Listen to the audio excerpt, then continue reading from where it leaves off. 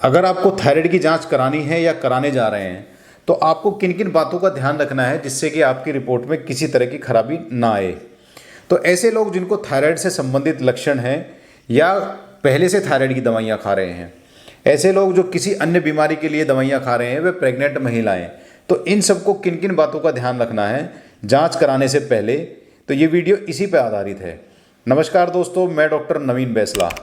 Thyroid की जो जांच होती है उसको हम थायराइड फंक्शन टेस्ट या थायराइड प्रोफाइल भी बोलते हैं। इसमें 3 तरह की जांचें आती है, T3, T4 और TSH। अब हमको इन जांचों के बाद में किसी जांच की आवश्यकता है या नहीं, ये रिपोर्ट को देखने के बाद में आपके डॉक्टर डिसाइड करते हैं।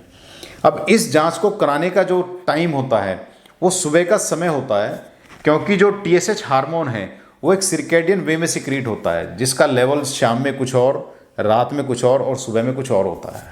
तो इसका जो परफेक्ट टाइम होता है वो सुबह में 8 से 10 बजे के आसपास आपको ये जांच को कराना चाहिए। अब हम खाली पेट कराएं या खाना खाने के बाद इस जांच को कराएं, तो आपको ये जांच जो करानी है वो हमेशा ही खाली पेट कराएं।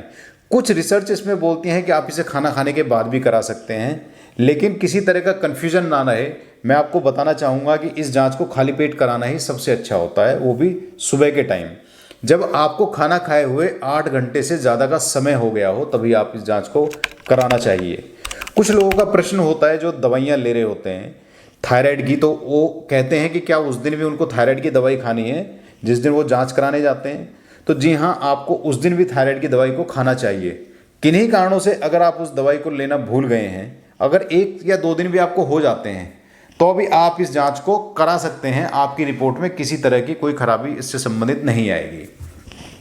अब फ्रीक्वेंसी को लेकर के लोगों का प्रश्न होता है कि उनको कितनी फ्रीक्वेंटली इस जांच को रिपीट करा के देखना चाहिए। अगर आपने अभी दवाइयाँ शुरू की हैं तो दवाई शुरू होने के 6 से 8 हफ्ते के बाद में आपको इस जांच को करा के देखना चाहिए। जो लोग पहले से दवाइयाँ खा रहे हैं वे, उनका जो जांच है वो हमेशा नॉर्मल आती है, तो हर 6 महीने पे उनको इस टेस्ट को करा के देख लेना चाहिए। अब इसमें महिलाएं जो प्रेग्नेंट हैं तो उनको जांच कराते वक्त हमेशा लैब में बताना चाहिए कि वो प्रेग्नेंट हैं, क्योंकि उनकी जांच का जो इंटरप्रिटेशन होता है वो थोड़ा अलग होता है। तो कुछ जिनको माहवारी होती है तो उन महिलाओं का एक प्रश्न होता है कि क्या आप इस जांच को माहवारी के समय भी करा सकते हैं। तो जी हाँ, माहवारी के टाइम आप बिल्कुल करा सकते हैं, इसमें किसी तरह की कोई समस्या आपको कराने में नहीं है। अब कुछ ऐसी जो दवाइयाँ होती हैं जिसे आप खा रहे होते हैं, तो उनमें आपको ध्यान देने की ज़रूरत है। अगर आप ये दवाइयाँ खा रहे हैं तो इनको आपको रोक के तब कराना होगा, वो भी अपनी डॉक्टर की सलाह लें कि आप इन्हें रोक सकते हैं या नहीं रोक सकते हैं। जैसे कि बायोटीन हम हेयर फॉल के लिए लेते हैं, एमियोड्रोन टैबलेट होती है जिसको दिल की बीमारी के लिए लिया जाता है, लिथियम जिनको साइकेट्रिक मेडिसिन है, कुछ इम्यूनोमॉड्यूलेटर्स और कैंसर की मेडिसिन ऐसी होती हैं जिनको लेते हुए अगर आप थायराइड की जांच को कराते हैं तो आपकी जांच के सही ना आने के चांसेस होते हैं। कुछ ऐसी बीमारियां हैं जिनके बाद में होते हुए अगर आप ये जांच कराएंगे तो भी इसके नहीं ठीक आने के चांसेस ज़्यादा होते हैं।